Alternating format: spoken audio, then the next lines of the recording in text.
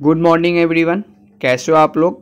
आपको बता दूं, आप अगर per day 30 minute current affairs देखते हैं तो आपकी एक भी करंट अफेयर्स की क्वेश्चन किसी भी कॉम्पिटिटिव एग्जाम में मिस नहीं होगी। तो चलिए आज के सेशन का फर्स्ट नंबर क्वेश्चन स्टार्ट करते हैं।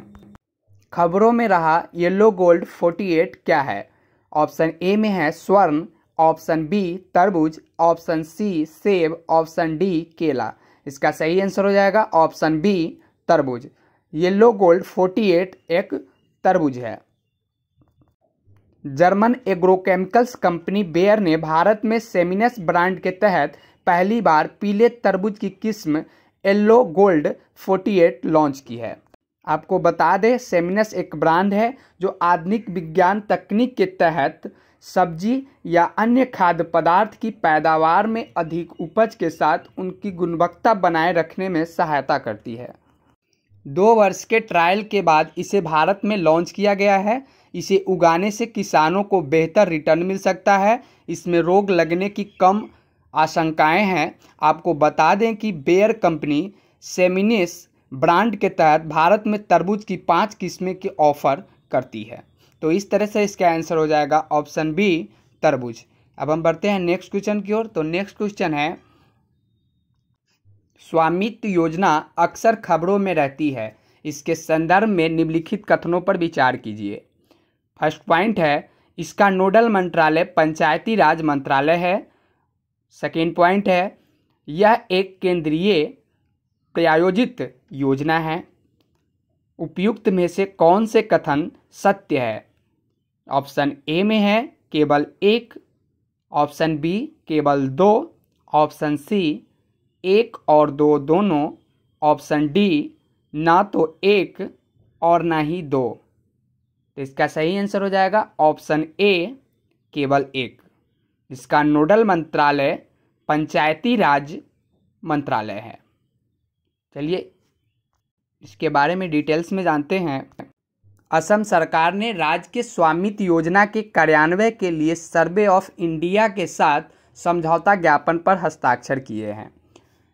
स्वामित्व का पूरा नाम survey of village and mapping with improvised technology in village area है। यह एक केंद्रीय क्षेत्रक योजना है, यानी सेंट्रल सेक्टर स्कीम। पंचायती राज मंत्रालय इसका नोडल मंत्रालय है। यह योजना राष्ट्रीय पंचायती राज दिवस 14 अप्रैल 2020 के अवसर पर लॉन्च की गई थी। किस अवसर पर लॉन्च की गई थी? तो राष्ट्रीय पंचायती राज दिवस 24 अप्रैल 2020 के अवसर पर इस योजना को लॉन्च की गई थी। योजना का मुख्य उद्देश्य है ड्रोन सर्वेइंग टेक्नोलॉजी का प्रयोग करते हुए ग्रामीण आबादी क्षेत्र का सीमांकन करना, ग्रामीण संपत्ति का सर्वे करना। आपको बता दें, सीमांकन का मतलब होता है सीमा, इंग्लिश में जिसको हम कह सकते हैं बॉर्डर। ग्रामीण क्षेत्रों में लोगों को रिकॉर्ड ऑफ राइट्स देने के लिए प्रॉपर्टी कार्ड जारी करना। रूरल प्लानिंग के लिए सटीक यानी कि एक्यूरेट लैंड रिकॉर्ड का निर्माण करना। सर्वे इंफ्रास्ट्रक्चर और जीआईएस मैप का निर्माण करना ताकि कोई भी विभाग जरूरत पड़ने पर इसका प्रयोग कर सके। तो इस तरह से इसका आंसर हो जाएगा ऑप्शन ए केवल 1। अब हम बढ़ते हैं नेक्स्ट क्वेश्चन की ओर। तो नेक्स्ट क्वेश्चन है हमारा आज का, ट्वाइकाथॉन 2021 के आयोजन में निम्नलिखित में से कौन सा मंत्रालय शामिल नहीं है। ऑप्शन ए में है शिक्षा मंत्रालय, ऑप्शन बी महिला एवं बाल विकास मंत्रालय, ऑप्शन सी वाणिज्य एवं उद्योग मंत्रालय, ऑप्शन डी वित्त मंत्रालय। इसका सही आंसर हो जाएगा ऑप्शन डी वित्त मंत्रालय। ट्वाइकाथॉन 2021 के आयोजन में निम्नलिखित में से वित्त मंत्रालय शामिल नहीं है। केंद्रीय मंत्री श्रीमती स्मृति ईरानी और श्री संजय धोत्रे ने ट्वाइकाथॉन 2021 के ग्रैंड फिनाले का संयुक्त रूप से उद्घाटन किया है। ट्वाइकाथॉन 2021 का आयोजन शिक्षा मंत्रालय, अन्य 5 मंत्रालयों महिला एवं बाल विकास मंत्रालय, सूचना प्रसारण मंत्रालय, वाणिज्य एवं उद्योग मंत्रालय, लघु एवं मध्य उद्यम मंत्रालय और वस्त्र मंत्रालय के साथ मिलकर कर रहा है। यह टॉयकाथॉन स्थानीय सामग्रियों का उपयोग करके बनाए गए नए और अभिनव खिलौने की अवधारणा पर केंद्रित है। ये खिलौने उच्च गुणवत्ता के साथ किफ़ायती, सस्ते, सुरक्षित और पर्यावरण के अनुकूल है, यानी वातावरण के अनुकूल है। तो आप समझ गए होंगे टॉयकाथॉन क्या है। तो टॉयकाथॉन स्थानीय सामग्री का उपयोग करके बनाए गए खिलौने पर आधारित एक पहल है।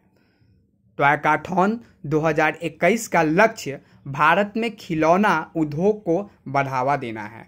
तो इस तरह से इसका आंसर हो जाएगा ऑप्शन डी, वित्त मंत्रालय। अब हम नेक्स्ट क्वेश्चन की ओर बढ़ते हैं। तो आज का हमारा नेक्स्ट क्वेश्चन है, हाल ही में भारत और फिजी ने किस क्षेत्र में सहयोग के लिए समझौता ज्ञापन पर हस्ताक्षर किए हैं? ऑप्शन ए में है कृषि एवं संबंध क्षेत्र, ऑप्शन बी कृत्रिम बुद्धिमत्ता यानी आर्टिफिशियल इंटेलिजेंस, ऑप्शन सी में है नवीकरणीय ऊर्जा, ऑप्शन डी में है 5G तकनीक। तो इसका सही आंसर हो जाएगा ऑप्शन ए, कृषि से एवं संबंध क्षेत्र। क्या है? कृषि एवं संबंध क्षेत्र। भारत और फिजी ने कृषि एवं संबंध क्षेत्रों में सहयोग के लिए समझौता ज्ञापन पर हस्ताक्षर किया।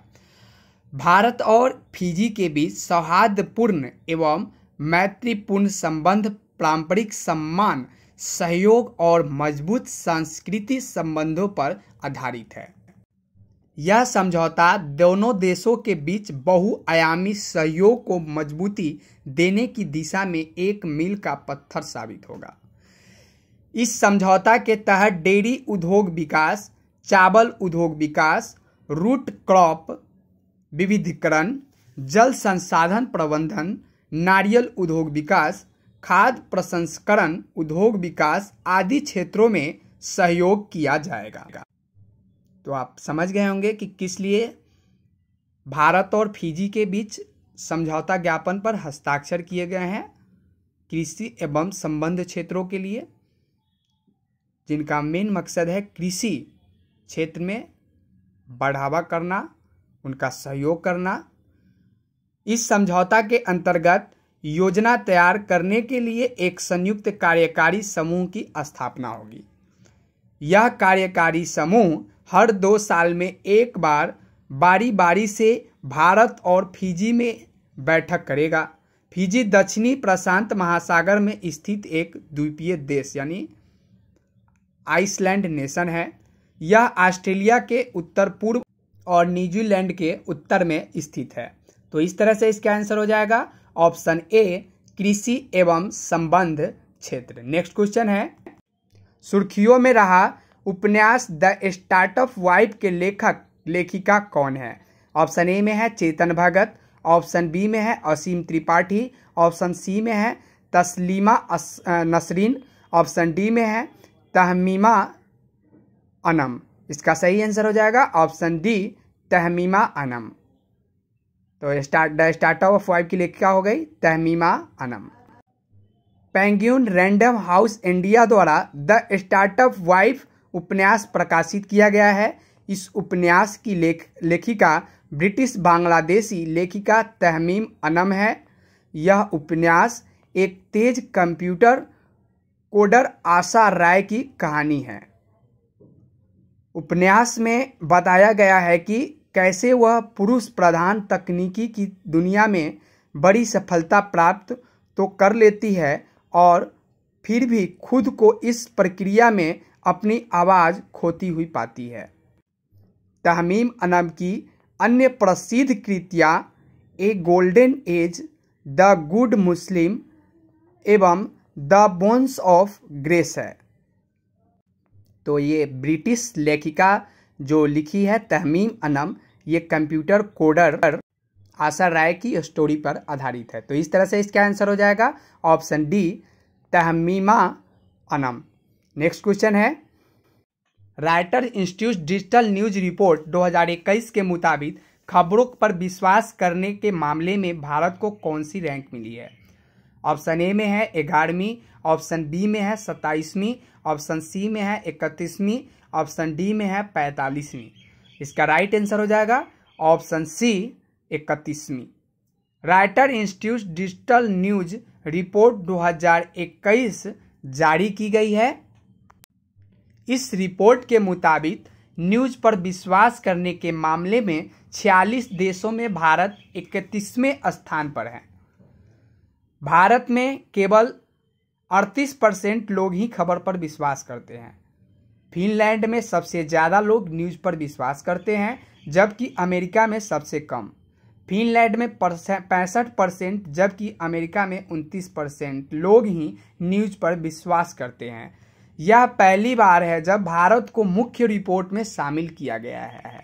कहने का मतलब है कि रायटर इंस्टीट्यूट जो ये रिपोर्ट दी है, इसमें भारत को सर्वप्रथम के बारे में, भारत के बारे में सर्वप्रथम बता रही है इस रिपोर्ट के अनुसार।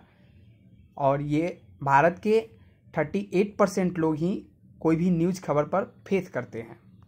इस रिपोर्ट के मुताबिक भारत में 73% लोग न्यूज़ देखने के लिए स्मार्टफोन का प्रयोग करते हैं।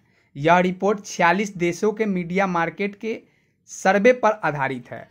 यह सर्वे रायटर इंस्टीट्यूट द्वारा किया गया है। भारतीय मार्केट का सर्वे करने के लिए logistic support Asian college of journalism द्वारा प्रदान किया गया था। तो इस तरह से इसका आंसर हो जाएगा ऑप्शन सी 31वीं। नेक्स्ट क्वेश्चन की ओर बढ़ते हैं। तो आज का नेक्स्ट क्वेश्चन है, खबरों में रहा थटेक्कर पक्षी अभ्यारण्य किस राज्य में स्थित है? ऑप्शन ए में है असम, ऑप्शन बी में है केरल, ऑप्शन सी में है तमिलनाडु, ऑप्शन डी में है आंध्र प्रदेश। इसका राइट आंसर हो जाएगा ऑप्शन बी केरल। खबरों में रहा थटेक्कर पक्षी अभ्यारण्य भारत के केरल राज्य में स्थित है। थटेक्कर पक्षी अभ्यारण्य के आसपास से स्क्रीटिंग मेढक की एक नई प्रजाति की पहचान की गई है। केरल राज्य की उल्लेखनीय जैव विविधता के सम्मान में इस नई प्रजाति का नाम यूफलिप्टिक्स केरल रखा गया है। आपको बता दें कि केरल मेढकों की नई स्थानिक प्रजातियों के लिए भी जाना जाता है। लगभग 25 किलोमीटर स्क्वायर में फैला यह पक्षी अभ्यारण्य केरल में स्थित है। यह केरल का पहला पक्षी अभ्यारण्य है। यहाँ पक्षियों की विभिन्न प्रकार की प्रजातियां देखने को मिलती है। मतलब डिफरेंट प्रकार की प्रजातियां इस अभ्यारण्य में देखने को मिलती है। तो इस तरह से इसका आंसर हो जाएगा ऑप्शन बी केरल। अब हम बढ़ते हैं नेक्स्ट क्वेश्चन की ओर। तो आज का हमारा नेक्स्ट क्वेश्चन है, संयुक्त राष्ट्र पर्यावरण कार्यक्रम में निम्नलिखित में से किसके साथ मिलकर लो कार्बन अर्थ पहल की शुरुआत करने की घोषणा की गई है? ऑप्शन ए में है नीति आयोग, ऑप्शन बी में है मैसिव अर्थ फाउंडेशन, ऑप्शन सी में है पृथ्वी विज्ञान मंत्रालय, ऑप्शन डी में है पिरामल फाउंडेशन। इसका सही आंसर हो जाएगा ऑप्शन बी मैसिव अर्थ फाउंडेशन। मैसिव अर्थ फाउंडेशन ने लो कार्बन अर्थ पहल शुरू करने की घोषणा की है। संयुक्त राष्ट्र पर्यावरण कार्यक्रम ने मैसिव अर्थ फाउंडेशन के साथ मिलकर लो कार्बन अर्थ पहल शुरू करने की घोषणा की है। यह पहल एशिया प्रशांत क्षेत्र में कॉरपोरेट एवं अग्री टेक्नोलॉजी कंपनियों के साथ इंटरैक्ट होने के लिए स्टार्टअप को एक प्लेटफॉर्म उपलब्ध कराएगी। इस पहल का मकसद उभरती तकनीक मसलन low carbon agriculture, low carbon packaging, low carbon building आदि को बढ़ावा देना है। यानी कार्बन से संबंधित ये एक पहल है। तो इस तरह से इसका आंसर हो जाएगा ऑप्शन बी मैसिव अर्थ फाउंडेशन। हमारा नेक्स्ट क्वेश्चन है,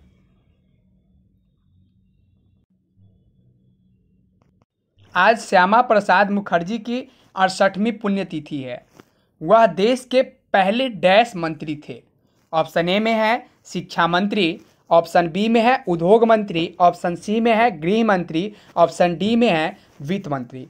इसका सही आंसर हो जाएगा ऑप्शन बी उद्योग मंत्री। श्यामा प्रसाद मुखर्जी उद्योग मंत्री थे। प्रधानमंत्री श्री नरेंद्र मोदी सहित अन्य नेताओं ने श्यामा प्रसाद मुखर्जी की 68वीं पुण्यतिथि पर उन्हें श्रद्धांजलि दी है। श्यामा प्रसाद मुखर्जी बैरिस्टर, राजनेता एवं प्रसिद्ध शिक्षाविद थे। वह भारत में राष्ट्रवाद को बढ़ावा देने वाले नेताओं में से एक थे। वह मात्र 33 वर्ष की उम्र में ही कलकत्ता विश्वविद्यालय के सबसे युवा वाइस चांसलर बन गए थे। वह देश के पहले उद्योग मंत्री 1947 से 1950 तक थे। श्यामा प्रसाद मुखर्जी यानी कि सर्वप्रथम क्या हो गए, ये क्या हो गए, उद्योग मंत्री हो गए हमारे देश के। उन्होंने आरएसएस की सहायता से भारतीय जनसंघ की स्थापना की। मात्र 52 वर्ष की उम्र में 23 जून 1953 को उनकी रहस्यमय परिस्थितियों में मौत हो गई थी। तो इस तरह से इसका आंसर हो जाएगा ऑप्शन बी उद्योग मंत्री। अब हम बढ़ते हैं आज की नेक्स्ट और लास्ट क्वेश्चन की ओर। तो आज का लास्ट क्वेश्चन है स्ट्रॉबेरी मून किसे कहते हैं। ऑप्शन ए में है जून की पूर्णिमा या बसंत ऋतु की अंतिम पूर्णिमा को, ऑप्शन बी में है जून की अमावस्या वसंत ऋतु की अमावस्या को, ऑप्शन सी में है जुलाई की अमावस्या को, ऑप्शन डी में है जुलाई की पूर्णिमा को। इसका राइट आंसर हो जाएगा ऑप्शन ए जून की पूर्णिमा या वसंत ऋतु की अंतिम पूर्णिमा को स्ट्रॉबेरी मून के नाम से जाना जाता है। आज यानी 24 जून को आसमान में स्ट्रॉबेरी मून दिखाई देगा। चंद्रमा न तो पूरी तरह लाल और ना ही पूरी तरह गुलाबी दिखेगा। जून की पूर्णिमा या वसंत ऋतु की अंतिम पूर्णिमा को स्ट्रॉबेरी मून कहा जाता है। उत्तर पूर्वी उत्तरी अमेरिका में इसी समय स्ट्रॉबेरी की कटाई यानी कि कटे हुए जैसा प्रतीत होता है, जिसके कारण इसे स्ट्रॉबेरी मून कहा जाता है। इसके बहुत सारे उपनाम हैं, जैसे हनी मून या रोज मून भी कहा जाता है। तो इस तरह से इस प्रश्न का आंसर हो जाएगा ऑप्शन ए जून की पूर्णिमा या वसंत ऋतु की अंतिम पूर्णिमा को। लास्ट क्वेश्चन था। वीडियो अच्छा लगा तो लाइक कीजिए, शेयर कीजिए। Thank you.